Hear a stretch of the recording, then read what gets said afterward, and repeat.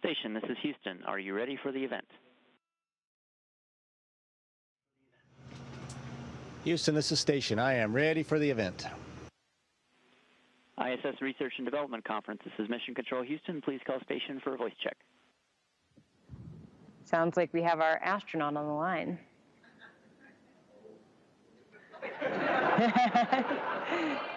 Wow, we can see our astronaut. Thank you. Hi, this is Emily Calandrelli. How do you hear me? I've got you loud and clear, and welcome to the International Space Station. Wow. This is very exciting. So I am here with a bunch of middle school and high school students here in San Francisco, California, and we have a few questions for you. We are with astronaut Drew Feustel. So I'm going to kick this off with a couple questions, and then I'm going to hand it over to the students. My first quick question is, can you talk, Drew, a little bit about how STEM has enabled your career as an astronaut? Over. Absolutely. I think the point about STEM in my career is that I wouldn't be here without STEM. I took some time after high school to determine what it was I wanted to do as a profession, and I attended community college for 3 years, and at that time I worked as a mechanic as well, so I was exploring different options in my life. And also at community college I studied both industrial design, which is sort of an artistic bent, and then also science. And in the end I decided that science was important to me, and that I was curious, and I had a lot of questions about the Earth and Earth processes, and then so I went ahead and pursued a degree in geosciences. And for me, that was a point at which I turned my attention to science, and ultimately that's what enabled me to become a scientist astronaut, and that's why I'm here today. Very cool. Second question for you. What is it about the International Space Station that makes it such an incredible learning platform? Over.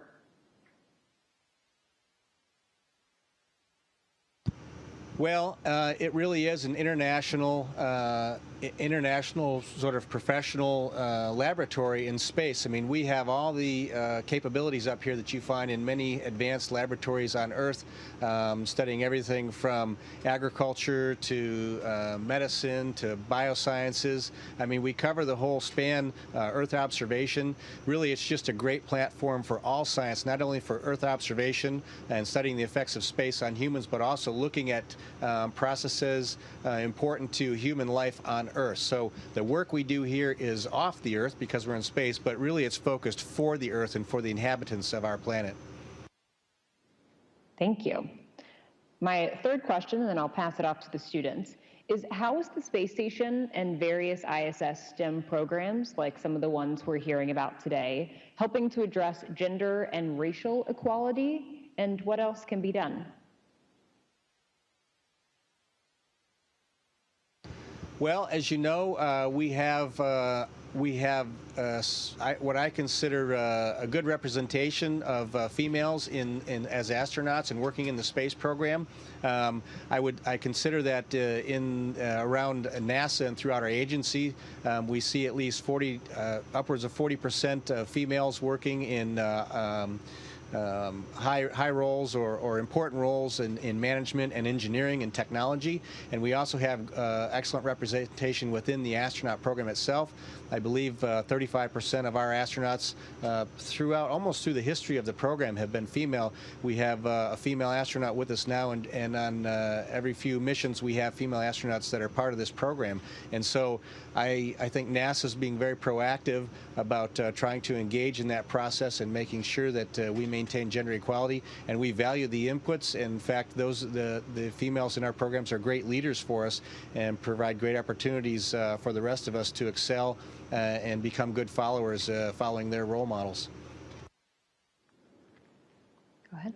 Hello, my name is Lisa Rezis, and I go to Stuyvesant High School in New York. And my question is, the current graduating class have had astronauts in space for their entire life. How is this current generation empowered through authentic student experiences with space?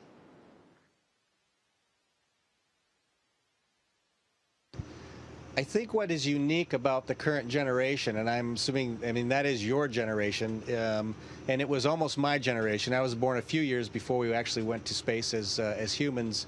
But the key is that I think space exploration and our view of Earth from space has allowed us to realize that the Earth, most importantly, the Earth is the only home for humans, and that it's fragile, and we can see that it's very fragile from here.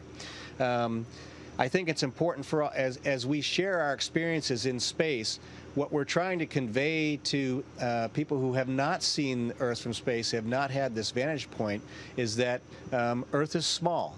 And I think every day with technology, your generation realizes how small our planet really is. When I was growing up, it seemed very far-fetched to be traveling around the world or speaking to somebody in a different nation easily just by ringing the phone.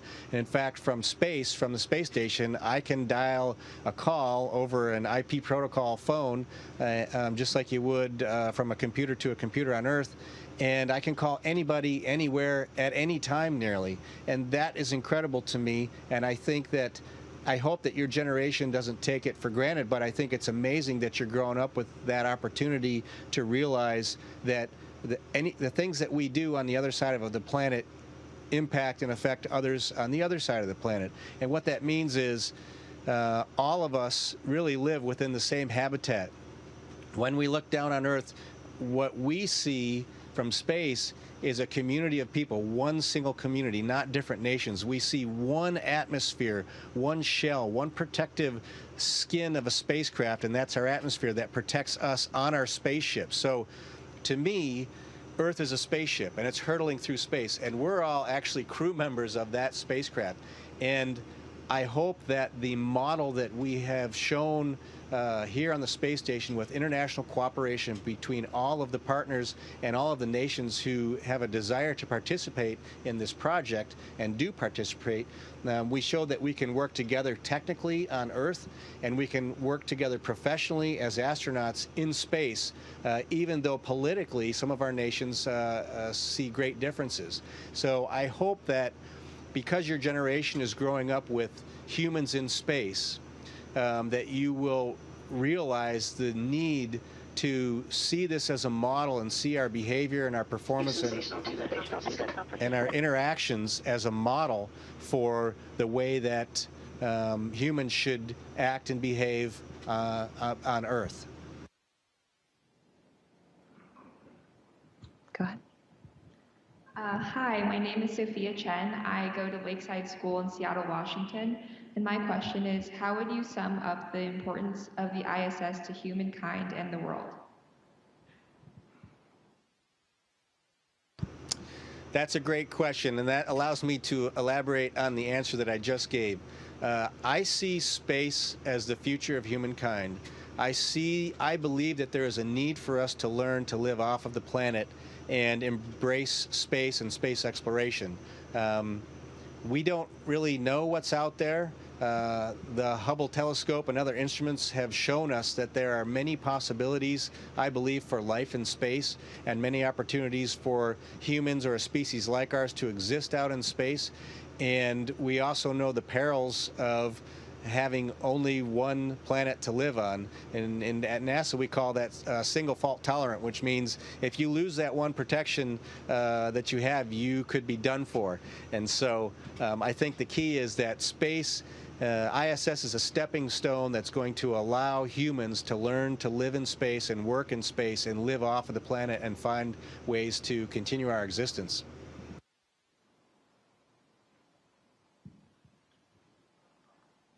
Okay, hi, my name is Elliot Lee, and I'm from Seattle, Washington, Bellarmine Prep High. So how does NASA track the increasing amount of space debris? Does it pose a threat to the ISS? Over.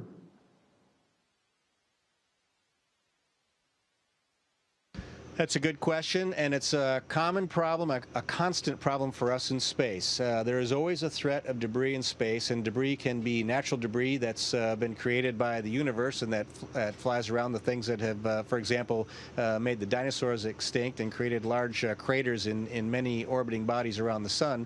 But there's also man-made debris, those things that are created by exploding satellites or even debris, for example, that even myself created on my last spacewalk, where I lost a small piece of wire, but that wire traveling 17,000 miles an hour in the opposite direction of a spacecraft, for example, could do a great amount of damage. So there are individuals and departments at NASA that track space debris, and the Air Force Space Command also has an organization that tracks space debris and provides those details to NASA on a regular basis, so that if we need to, we can adjust our orbit by using a propulsive burn to increase the speed of the space station, and by doing so, that actually raises its altitude or changes its altitude with respect to any object that we see that may be on a collision course with the space station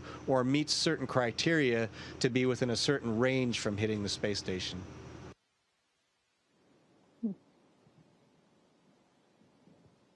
Hello, my name is Sai Pranab Venkatakrishnan. Do you got that? You can call me Sai. Yeah. So my question to you is, how did you know you wanted to be an astronaut, and what age were you when you realized?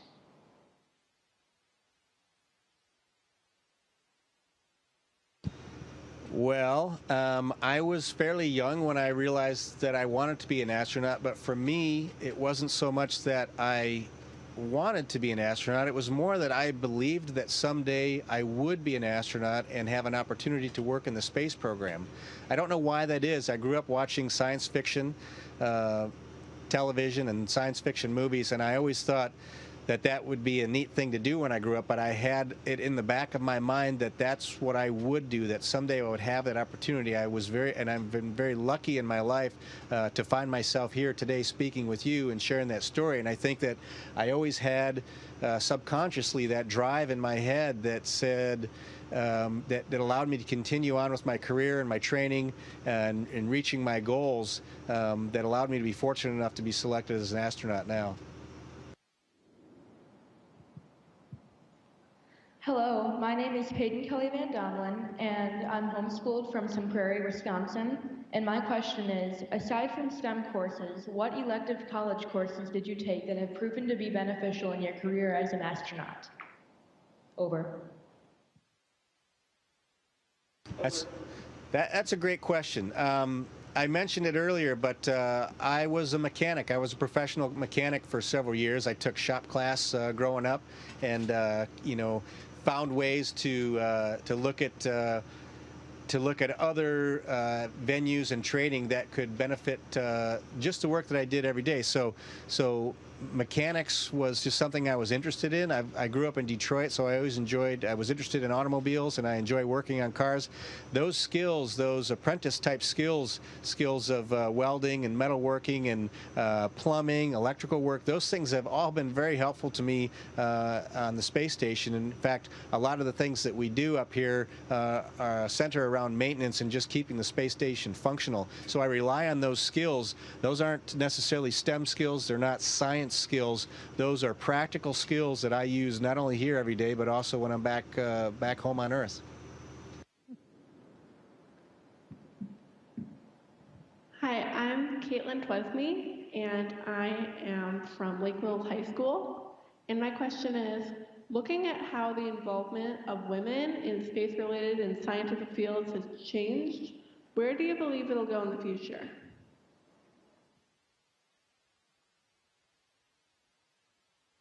And specifically, where do I believe women will be in the future, or where do I believe humans and space exploration will be in the future?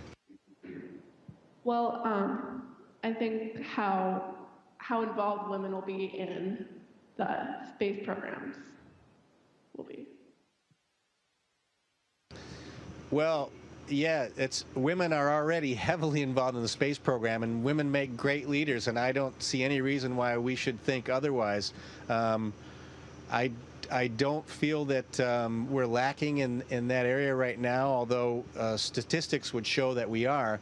And I would encourage women and young girls to pursue careers in STEM, science, engineering, technology, mathematics. History has proven that women make great leaders, and we are all extremely receptive to that idea. And I think you should continue to follow your dreams, just like anybody else.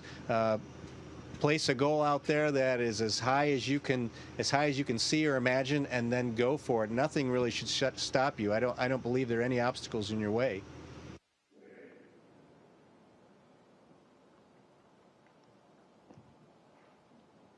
Hello, I'm Sydney Wagner. I'm from Vista, California, and my question is, if you could give yourself one piece of advice at our age, what would you say and why?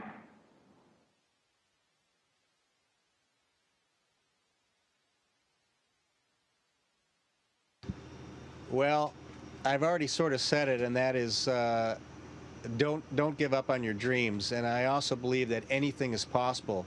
I had no idea coming out of high school with mediocre grades and attending community college that I would ever end up being an astronaut. I went on from community college to obtain a PhD in seismology and worked for one of the largest oil companies in the world, ExxonMobil, and then eventually made it here to NASA, and I've been here at NASA for 18 years.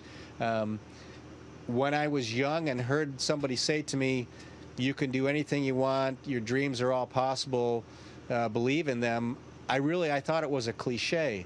But knowing that I made it from high school and community college and not really knowing what I wanted to space and space exploration really is proof that anybody can do anything they want, and you just need to open the doors that are in front of you and don't leave any opportunities uninvestigated. Take every chance that you can and don't lose sight of those dreams. Hi, my name is Evie Carrington. I'm also from Vista, California, and my question is, what is a typical day like on the International Space Station? A typical day is pretty busy, and I know there's some representatives from NASA at the conference now that could explain it to you in detail, as could I. But essentially, the one thing that's guaranteed for us is 8.5 hours of scheduled sleep, an hour of lunch, an hour and a half of breakfast, and a couple hours at night of downtime before we go to bed. And the rest of the day is different. Every day is different. We're scheduled for work for about 8.5 hours a day. And that means that we spend our days not only doing science, but maintenance and upkeep of the space station, and also taking opportunities to speak with folks like you.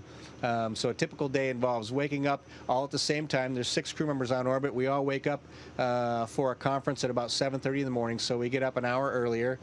We have that morning conference, and then we get to work. Our lunchtime is usually staggered a bit, but then in between lunch and sleep, we'll have about 2.5 hours scheduled for exercise, and the rest of the time is work. And every day is different. And that's what's amazing about being up here, is that you can expect that you'll see something new or experience something new every single day.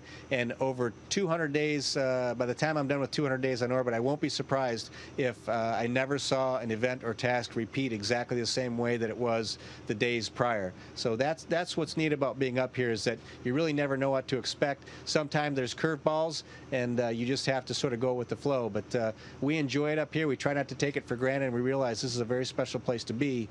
And our real objective is to try and share the stories and our experiences with people on Earth, so everybody can engage in this and understand what our future holds for us in space. Hi, my name is Adela Cervantes, and I'm from Charlottesville, Virginia. And my question for you is, if you had a choice of fast food on the space station, what would it be?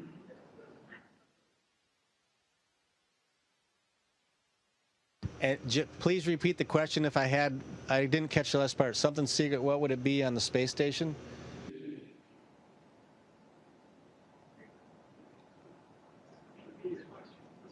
Oh, sorry. If you had a choice of fast food on the space station, what would it be?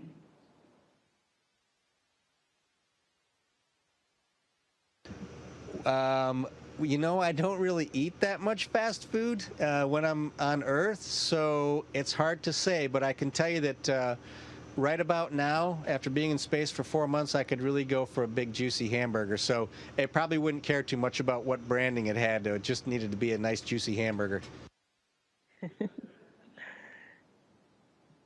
Hi, I'm Jack Timmons from Charlottesville, Virginia as well. And I was wondering what your favorite experiment on the ISS has been.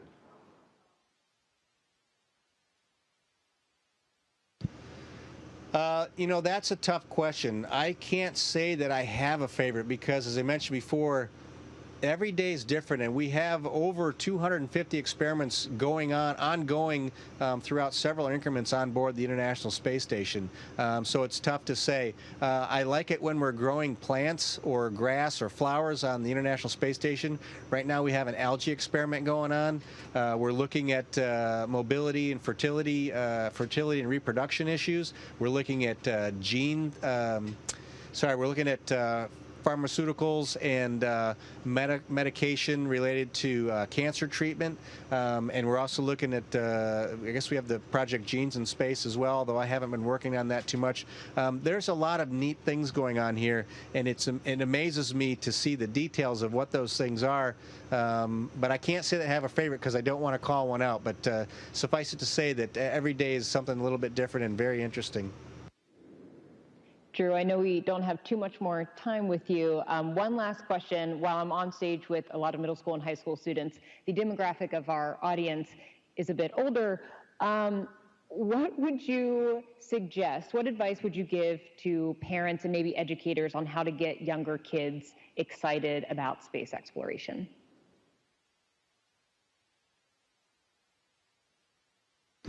Well, I'll go back to what I said earlier, and that is I think that this generation, the youth of our world, is growing up in a much smaller world than we did. And I think that sometimes it's challenging for us as adults and older generations to relate to how much information they see every day, their ability to understand what's going around the world. And I think it's important for us to emphasize that and try to put that in a context that they can understand and talk to them about the planet, space, and space exploration. And I really believe that there's a need for us to explore and continue. It seems maybe it seems idealistic or a little bit I don't know, grandiose, but to say that, humans have to learn to live off this planet. We are a single planet species, and I can't emphasize that enough. And I think the sooner that kids start thinking about what's past the horizon, not just what's down the block or around the corner, but really more globally about how the things they do and the things they learn and the actions they take affect people around the world, and how the actions that our governments take affect people around the world. Those things are important, and the sooner they start thinking globally, the better off we will be, they will be, and their future generations will be. I think that's what's important. Station, this is Houston ACR. That concludes the event. Thank you, ISS Research and Development Conference and participants. Station, we're now resuming operational audio communications.